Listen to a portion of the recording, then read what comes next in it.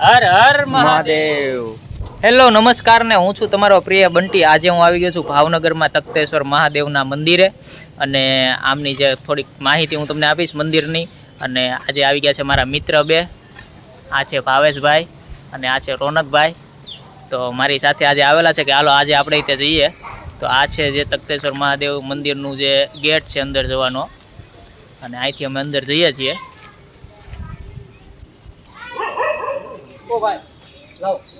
તો આ મંદિરમાં અમે એન્ટર થઈ ગયા છીએ ગેટમાં, અને આખો રાઉન્ડ છે।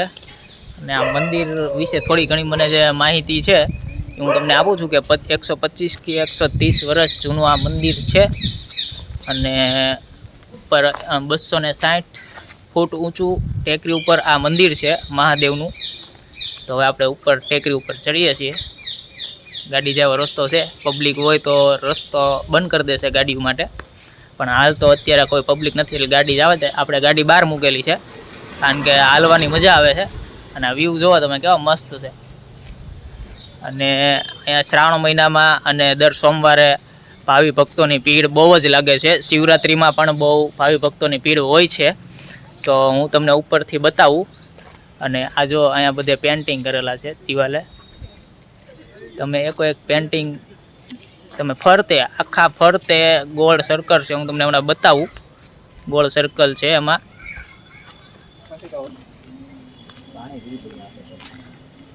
તો હાલ તો અમે ઉપર ચડી ગયા છીએ। અને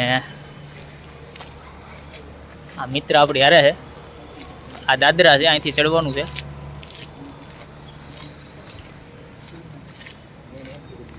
અને અહીંયા પીવાનું પરબી છે।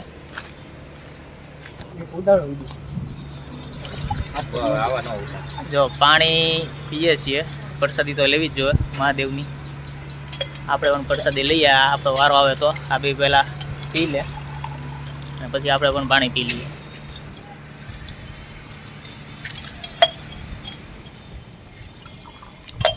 મહાદેવનું પાણી પી લઈએ, તરસ નકરી લાગી જ હતી ક્યારે નાની વાટે હતા, ઓર્ડરમાં હતા ભાઈ ભાવેશભાઈ।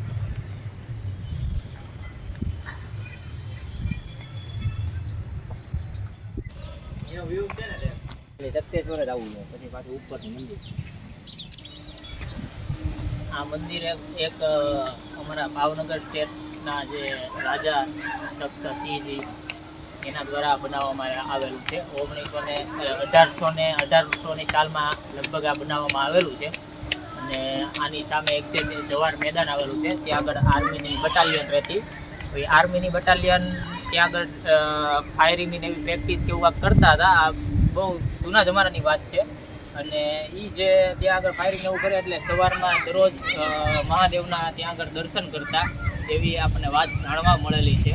અને આ જે પેલા ઊંચાઈઓ ઉપર હતું, પણ હાલ અત્યારે મોટા ફ્લેટ બની ગયા છે, મકાનો અને મોટા વૃક્ષો બની ગયા છે, એટલે હાલ હરિયાળીઓની વચ્ચે આ મંદિર મહાદેવનું આવી ગયેલું છે। તો મહાદેવના મંદિરના દર્શન ફોટો તો નહીં કરાવી શકું, પણ ઉપરથી નજારો તમને જરૂર બતાવીશ।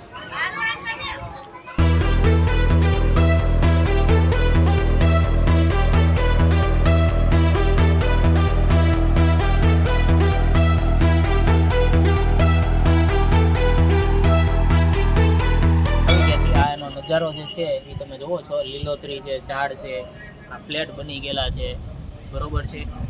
અને હાલ અહીંયા ઊંચાઈ ઉપર થોડુંક હવામાન એટલે શુદ્ધ હવા આવતી હોય એ કારણે અહીંયા લોકો ઉનાળામાં બેસવા પણ આવતા હોય છે, આજુબાજુના લોકો દર્શન કરવા આવતા હોય છે।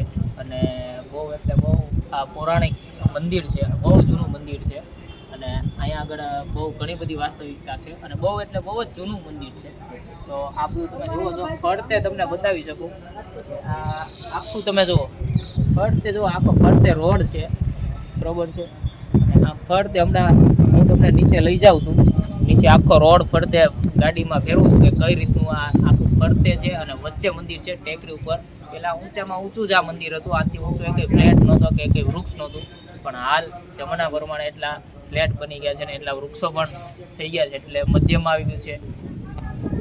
જ્યારે પહેલાંના જે કારીગરો હતા મંદિર બનાવવાના, આ એને થાંભલી બનાવેલી છે, આ એક આરસ જ છે, આરસ જે પથ્થર આવી રીતના છે, અને આજે એનું કોતરનું કામ જોવો, ટૂંક સમયમાં બહુ જલ્દીથી આ મંદિર બનાવેલું છે, પણ પહેલાંના જે કારીગરો હતા એ આ નકશી જોવો તમે, ખૂબ સરસ મજાની નકશી કરેલી છે અને આ સ્પેશિયલ આ રીતના જ તે આ લોકોએ મંદિર બનાવેલું છે. ચાલો હવે હું તમને દર્શન કરી લીધા છે અને નીચે ઉતરું છું. તો હવે હું તમને નીચે ફરતે બતાવું છું. આખા મંદિર ફરતે રસ્તો છે અને બહુ મસ્ત બાકડાને એવું બેસવા લાયક છે અને ફરતે બધા પેન્ટિંગ કરેલા છે મહાદેવના દિવાલે, તો એ બધા પેન્ટિંગ બતાવું છું. અને અહીંયા આ રીતની લીલોતરી પણ છે ને આ રીતના જો તમે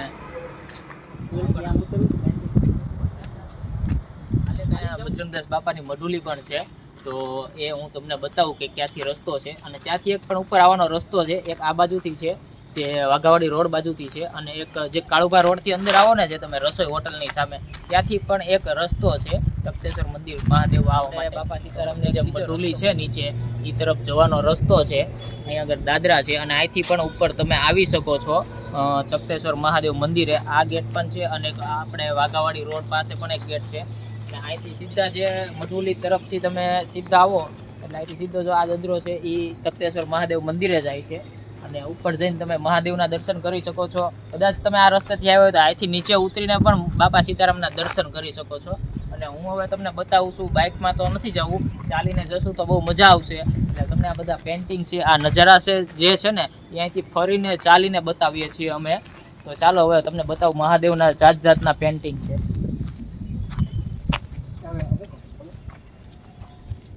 અને અહીંયા આગળ ડસ્ટબિન છે, એટલે કોઈ પણ અહીંયા આગળ જમવા કારવા નાસ્તો લઈને બેસવા માટે કોઈ પણ રીતે આવે તો અહીંયા જો અહીંયા પણ ડસ્ટબિન છે, આ બાજુ પણ ડસ્ટબિન છે પાણીના બરફ બાજુ.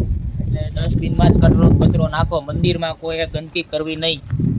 અને આ જો પેન્ટિંગ જોવો તમે, કેવા સરસ સરસ પેન્ટિંગ કરેલા છે.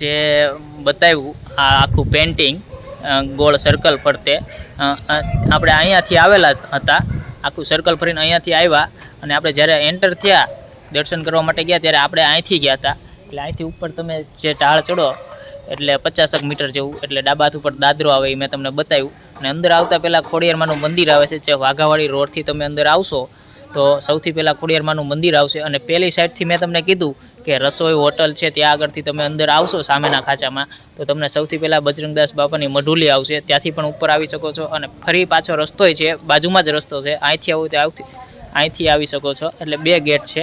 એટલે હવે આપણે જઈએ છીએ. બોલો હર હર મહાદેવ.